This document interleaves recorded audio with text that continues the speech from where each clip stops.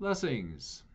I saw a very interesting article this morning, and oftentimes the news is perfunctory, things happening, people hurting each other, or someone has an award or an achievement, and rarely is there something that's out of the blue. And this morning was a article about something I'd not heard of before that was truly interesting, and it was about Swedish death cleaning. That sounds weird, and it's from Sweden. And there is a cultural phenomenon whereby individuals, as they get older, start losing their facilities. They decide to clean house. They lighten up and divest their things that they have in order to lighten up the load for themselves. Also, revisit memories and take joy from what they had but no longer need to clutter up their life, and also to make it easier for their children so that there's less things to go through. And I thought, how smart is that? Live lighter, get rid of the stuff that can encumber us. And I thought, Christians should have a form of that, Christian death cleaning.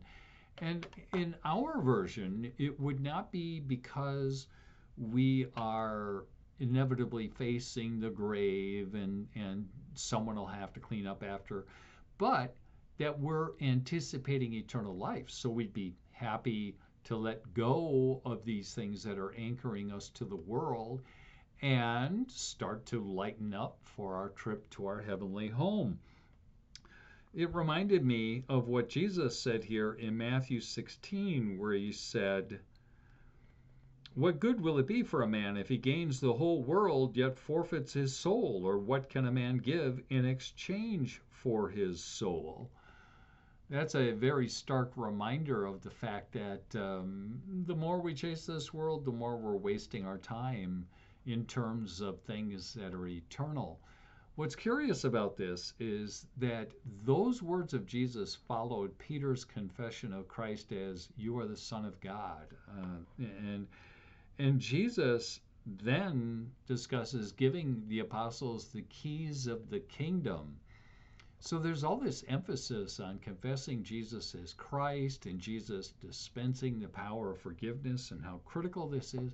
And then right afterward, he goes into discussion of the fact that he's going to be betrayed by sinful men and be killed and on the third day rise again.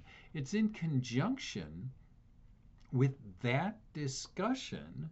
Peter objects to it and says, "Never may this happen to you, Lord." And Jesus has to say, "Get behind me, Satan. You don't have in mind the things, or you have in mind the things of man, not the things of God."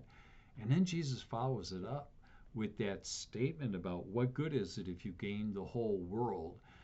It's a very interesting sequence because it shows that to really understand what Jesus has for us, to follow him means do not get submerged by the things in this world. Do not get anchored to it.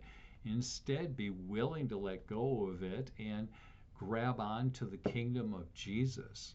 So I like this idea. Maybe I'll convert it into Christian death cleaning, or maybe we should say Christian cleaning with anticipation of eternal life.